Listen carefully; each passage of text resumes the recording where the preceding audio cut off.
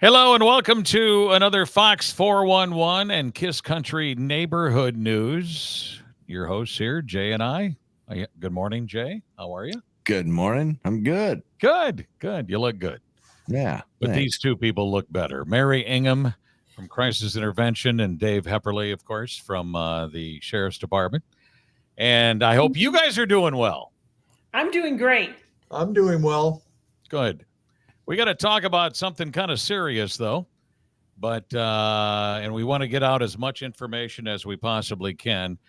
This month of October here is Domestic Violence Awareness Month, and you're having a big event coming up this Friday called Remember My Name. We've done this before. It's been an annual thing. I don't know how many years you've been doing this now, Mary. Do you know? We're approaching, I think, close to 20 years. Wow. Oh, that's great. Yeah. And still we have this issue. And it's probably never going to go away, unfortunately. But we're here to talk about it, which is the toughest thing to do for anyone is to, especially if you're going through this stuff, domestic violence. And so let's open up the chat room here. Let's talk about, I guess, first of all, maybe, guys, should we talk about the event first, which is coming up on Friday? Remember My Name. Tell us about it. All right. Yes, on Friday, October 4th at noon at the Mason City Public Library in the Mason City Room, we'll have the Remember My Name event where we honor the victims that have lost their lives to domestic violence in Iowa. Mm-hmm. And we'll start the program right around noon. We'll provide a light lunch, and then the program with the speakers will begin right about 12:10. And we'll try and wrap up within the hour. How has the attendance been over the years? Has it continued? Does it grow or has it gone down? Or yeah, we've seen a growth, Jay. We over the years have, I believe we started over in Southbridge Mall years ago having the event, and then we've brought it over to the library the last several years, and we anticipate around 100 people every year. Yeah, well, and it's been going on for 20 years, so I would definitely think that people like to, and that's the thing. People probably come back each and every year, to do this because they would do want to. It's kind of like a memorial type thing or whatever. Like, can we define? I know it seems simple, but domestic violence in general, it seems kind of a broad term, but and maybe Dave, this is a better question for you or Mary. Doesn't make any difference. What is underneath the heading of domestic violence? Usually it's intimate partner violence or violence within the home, domestic situations. There could be a lot of different scenarios that play out, but it's usually what we experience in law enforcement. It's violence that's perpetrated by one person against another person within the home.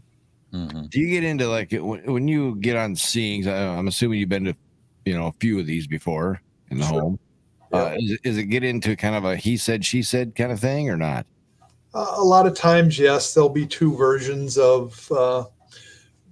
We'll hear two versions of a story, and it's our responsibility as law enforcement. Number one, when we get on scene, to make sure that everyone's safe, try and get all the parties separated so our personnel can figure out what's going on. A lot of times it's pretty obvious to us when we do get on scene what's going on, but we're required to investigate and basically what we need to do is figure out if there was an assault that occurred, who's the perpetrator, who's the primary aggressor, and then our protocols kick into place from there on if we're going to make an arrest or what would be the appropriate outcome from that call. So Mary, I'm sorry.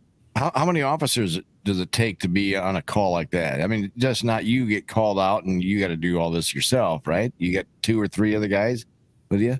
Yeah, that's always our hope.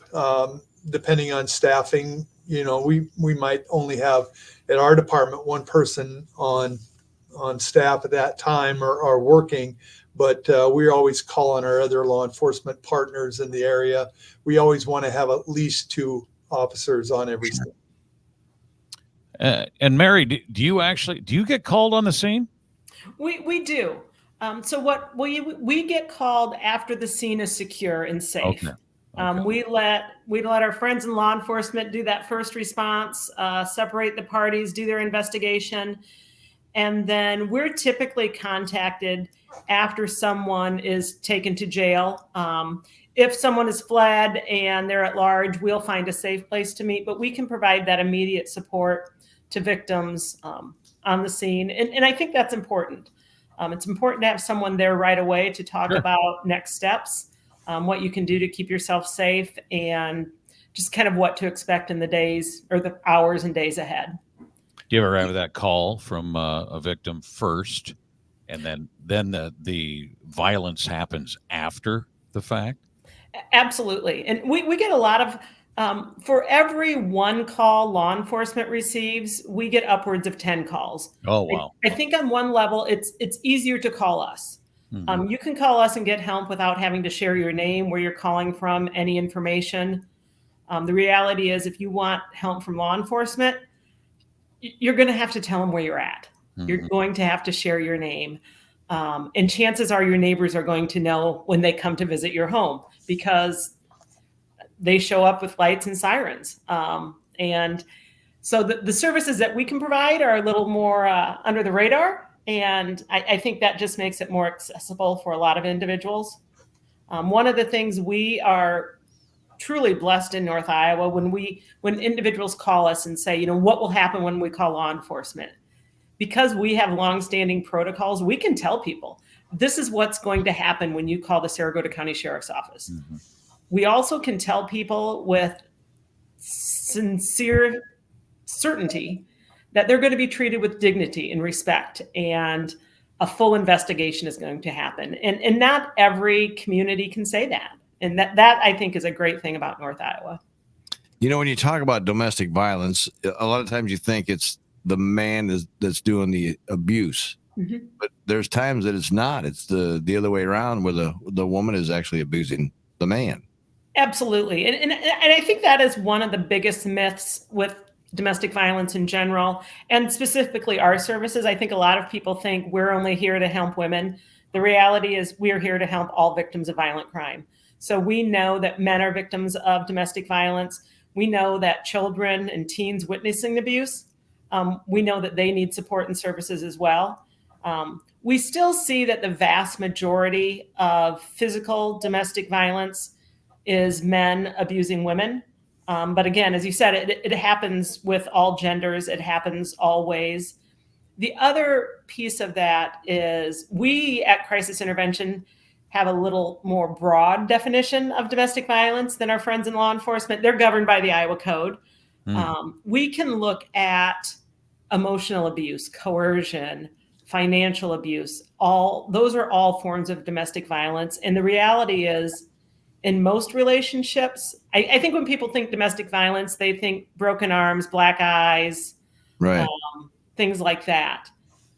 The reality is it's that financial abuse, the coercion, the emotional abuse, the name calling that happens far more often. Mm-hmm. It's the threat of violence that allows those underlying tactics to work. So how I had a question then it totally blew my mind. Sorry. It was right there. It was right there. Oh, I don't know. I can't remember what it is. You think about it. I'll ask Dave one here. Yeah. How many? Let's just say, how many out of 10 of these calls that you'll get are alcohol and drug related? I would say upwards, probably 80%. Wow. Ooh. Yeah. Yeah, that's as opposed to what? Maybe some mental illness or mental health illness, something like that, or what?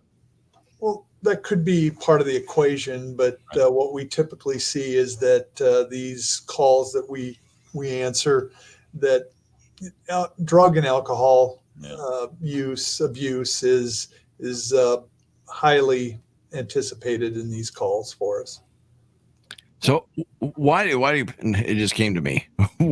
Why do people stay, guys or gals, why do they stay in the relationship if there's, if they're being threatened? Lots of factors. It's a control issue a lot of times. Factor could be is if we separate, my financial support may be gone. Fear, a lot of times it's fear of, if I leave, then I'm always looking over my shoulder. There's a lot of different factors that come into play, and that's why we want to do the best we can with, especially our coalition here in North Iowa, to make sure that we can hopefully cover every area to try and ease some of the fear, to help these people along, the victims along in this process that they're going through. And Mary mentioned, not all the time are we able to make an arrest, but there's a lot of different factors within that relationship that members of our coalition can be brought together or brought in and help with their situation. And there's just a lot of different areas that we're able to help in outside of law enforcement with advocacy and just support of the victims in other ways. So if you get called, is somebody going to jail? Not every call, no. Okay. We're governed by the laws of the state, and if we have reason to make an arrest, we will. We have our protocols, and in law enforcement, we look for a primary physical aggressor if there's physical violence in the call, and we will make an arrest. That's a mandate. Just curious, Mary, do you know, maybe from research, how many times, let's say for the female victim, how many times does she sweep it under the rug before she actually makes that call? I don't know that we have any solid data on that. The one thing that's interesting is it oftentimes when we respond, we will hear, this is the first time this has ever happened. Okay. And in my heart, I question that, right.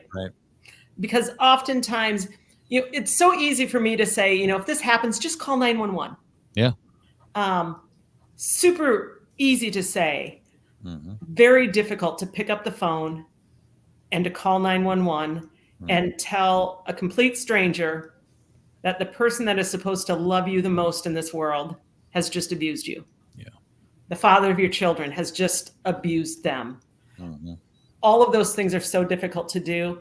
What we typically see is once we start talking to people, I think everyone has a different definition of abuse. Mm-hmm. Well, this has never happened before, but no, he pulled me across the floor a couple times by my hair. I call that abuse. Yep. I think a lot of times people will call law enforcement when they are afraid for their own safety, or more often the safety of their children. That's usually that first call, that first reach out, or a neighbor has called out of concern. Sure. Abuse happens across a continuum. We know that typically people are not physically abusive on a first date. So like if you and I went out for dinner tonight and at the end of the date you punched me in the face, and you asked me to, hey, let's go to a movie Saturday night, I would most likely decline that invitation. Yeah. But if over time you start to control me and you don't want me to hang out with my friends or my family, and then you question everything. And I think you're just romantic and charming and want to spend all your time with me. But in reality, you're trying to control me and separate me from my friends. And then when those tactics don't work, you might have to push me around a little bit to keep me in line. So we see that violence. In reality, people that use violence in relationships are super lazy. They're going to use the least amount of violence necessary to keep their partner in line. And do you think sometimes people that call in, they've finally been just fed up? It's happened enough, and they just go, oh, "That's it, I'm done." I think most often it's fear in that moment that I believe I'm going to die or my children are going to die. That is typically, I think when people are fed up, oftentimes that's when people maybe will reach out to our organization and help me come up with a plan to leave. Mm-hmm. But I think a lot of times those 911 calls are fear for their safety in that moment. Dave, are most of these violent episodes, I guess, one would think that it would be mainly younger people. And when I say younger, I mean like 35 and under. Or do we have some that are up, above 40, up above 50? I don't know where your mark is and all that, but I would think normally, especially with all of the, the addictions that are involved, might be more towards a younger thing. But I don't know if you can say anything to. Yeah, statistically, it would be younger adults that probably have the more higher numbers, but we see cases 40s, 50s, 60s, 70s. Really? So, 70s. It all kind of is driven by a lot of different factors, obviously, but we get the calls. It could be, just for an example, that you have a couple, they may have been married 30, 40 years, and there's been abuse that's occurred. And a lot of times we'll find out in our investigations that maybe the first time they've ever called, but then once we start the investigation, we find out that, it's been a number of years and a number of different types of actions that have been violence within that relationship. So what we'll typically see is, it could be any age range in there. Sure. And you're probably dealing with some of this violence could be parents versus the kids. Yes. And that's got to be a tough one. And I don't know. And Mary, you would probably get involved with that one, obviously. And, you hate to hear, first of all, you hate to hear about the violence on the kids, but then some separation going on. And it also happens, children abusing their parents. We see a lot, and that's as we get older, people that maybe people are taking care of their parents in their home, or just that abuse, that family cycle of abuse continues across generations. So it's something that we know that typically domestic violence doesn't just magically stop on their own. There needs to be some sort of intervention. We know that law enforcement intervention and swift consequences is one of the best deterrents. Right. There's got to be a class on how to take away the keys from your parents when they get old enough. Because that could turn into something. Yeah. Yeah. Well, anything's helpful. Yeah. Are most of the couples, are they married? Or are they, of most of the ones that you get called on, Dave, are they married, or maybe are they just coupled up, boyfriend, girlfriend? It's a mix. Yeah. Boyfriend, girlfriend, married couples, situations like we were just talking about, or you were talking about with, say younger adults that are living with parents. Mm-hmm. We see those cases frequently now, where you'll have an adult child that is still living with mom and dad, and then we have those calls also. Right. Well, it's Remember My Name in honor of the Iowans who have lost their lives as a result of domestic violence. It's happening on Friday from noon to 1, this Friday, and that is going to be at the library in the Mason City room. And we hope that there's a great crowd for that, to honor these people that have lost their lives through domestic violence. Can you share with us the number? The current number, the state of Iowa has just been tracking domestic violence homicides since 1995. Mm-hmm. And the current number is 407. I think when I sent you the flyer that we created at the beginning of the month, or the middle of last month, it was 405. So okay, that number continues to grow. And that includes men, women, bystanders. We also include law enforcement that have been killed as a result of domestic violence. Last year in North Iowa, we had a police officer killed in the line of duty, serving a warrant. That's just for this year? No, that's since 1995. I was going to say, wow. This year, in 2024, there have been 11 women, 2 men, and 2 bystanders. And we're at October 2nd. So is that good or is that bad? I think anything above the number 0 is Yeah. horrible. Yeah. Um, And bystanders. Yeah. That's wow. Wow. so That's a scary last thing. last year there was a total of 12 killed in the state of Iowa. So at October, we're already over last year's numbers. Well, crisis intervention, they have a phone number. You can call 641-424-9133 or just go to CIS Helps, Crisis Intervention Service Helps.org, O-R-G. But the easiest number, remember, if you're ever going through any of this stuff, is 911, obviously. To call. And I don't know how many people will immediately do that. Again, I can understand the whole fear thing that gets in everybody's head, or sweeping it under the rug and, well, it'll get better. And gals, if you are any of these women that think you can change a person, yeah, you better. I tell you what, call Mary. She'll talk about that with you. Or Dave for that matter either, and stuff. So the whole idea is to get this whole thing down. I don't know how many calls you get on this, Dave, a week, but I would imagine you would probably average a domestic dispute, hopefully not violent, but at least a domestic dispute. I bet you average one a day. Yeah, it's a daily call that law enforcement in North Iowa would get. Yeah. Well, I think we just want everyone to know that there's help there. If you need immediate help, obviously 911, but we can, as a coalition, we can get you help in many different ways, and we're just eager to, make people safe and get out of bad situations. If you know anyone that could use some of this advice, some of this stuff we've talked about, don't hesitate. Share this interview, with someone. It's on video and audio format as well, and maybe it'll hopefully help people think a little bit. So, okay, just so you're not in this situation, and don't be afraid to ask for help. I'm sure, Mary, you do get the good calls too.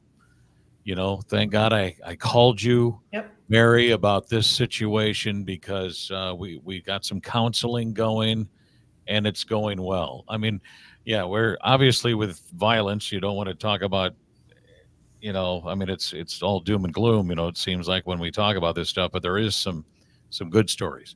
Yes, there's so much hope available. Mm-hmm. There's hope and help. Yep, hope and help. A couple of big H's there. Yes. Love it. Okay.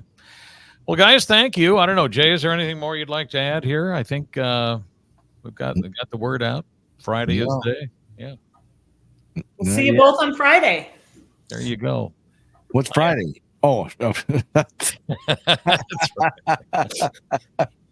Leave it to the country guy here. October. Well, it's Friday too. It's a big day. It's my birthday. We're going to be full with breakfast. Yeah, that, and it's my birthday. That's I heard that this morning. Happy birthday. Yeah, thank you. I'll Do say you have another important date next week too? Or is that 2 weeks? 2 weeks. Yeah. Don't forget that one. you're Right? Yeah. The big anniversary. 31 years. Wow. Yeah. Wow. Good. That's good. It's a long time to be the same woman, Harry. Yeah. I DJ'd their wedding. Really? 31 years ago. 31 years ago. Yeah. And we never thought we'd be working together. Yeah. No, we did, so. All right, guys. Mary, thank you so much. Thank you. Appreciate everything you guys are doing. And Thank you, guys. I hope you have a great turnout on Friday then, okay? Thanks. Thank you. All right, you bet.